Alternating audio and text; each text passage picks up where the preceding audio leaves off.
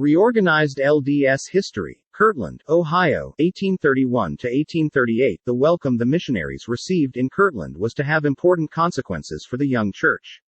Sidney Rigdon accepted the story Parley Pratt shared with him and joined the movement, soon becoming a trusted associate and scribe for Joseph.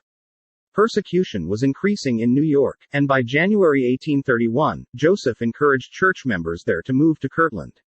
Many of the members already in Kirtland had come to the church from communal organizations where all things were held in common. Joseph provided the church with a law of consecration that had 4 basic principles. All persons are equally accountable to God for their economic resources and opportunities. Surplus consecrations of individual wealth would create a community storehouse that would distribute resources to the poor and needy. Stewards would be economically equal. There would be interdependence between communal life and individualism, neither being more important than the other. Education was important to the early church. Schools for children were opened in Kirtland, and education for their ministers also became an important priority. Besides basic subjects, ministerial education included Hebrew and lectures on theology. A church press was established in Kirtland in 1833. Its purpose was to provide educational materials as well as church periodicals to provide doctrinal articles and inform inquirers about the church. Kirtland was the hub for missionary activity from 1831 to 1837. Missionaries crisscrossed Ohio on their way to and from missions to Missouri, New England, the Western Reserve, and England.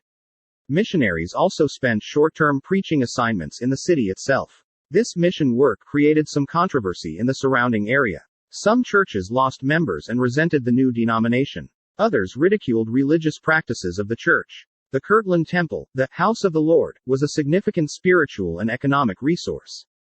Begun in 1833, it was dedicated in 1836. The building of it provided work for poor immigrants who found it difficult to find work among those who were not members of the church.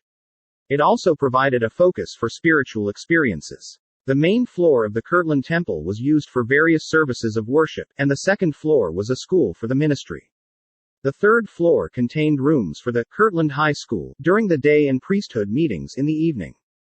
The west third floor room was Joseph Smith Jr.'s office. Joseph had continued to bring prophetic guidance to the church through a series of documents. Previous attempts to publish them in a book had failed, but in Kirtland, church members approved the collection and publication of these revelations and the theology and beliefs of the church in the Doctrine and Covenants. However, all was not well in Kirtland. The church became caught up in the Depression of 1837 to 1838. As did political leaders in many other communities, church leaders in Kirtland tried to set up a bank with Rigdon as secretary and Joseph Smith as treasurer to shore up their failing economy. The Ohio legislature did not give them the expected charter, so they decided to do business as the Kirtland Safety Society Anti-Banking Company. Confidence in the venture soon faded, and by the summer of 1837, the bank failed. For many, that was the final straw. Joseph became a focal point of negative reaction. Persecution began again, both from inside and outside the church. Rigdon and Smith were forced to flee for their lives, and in July 1838, members were forced from Kirtland, moving to DeVise County, Missouri.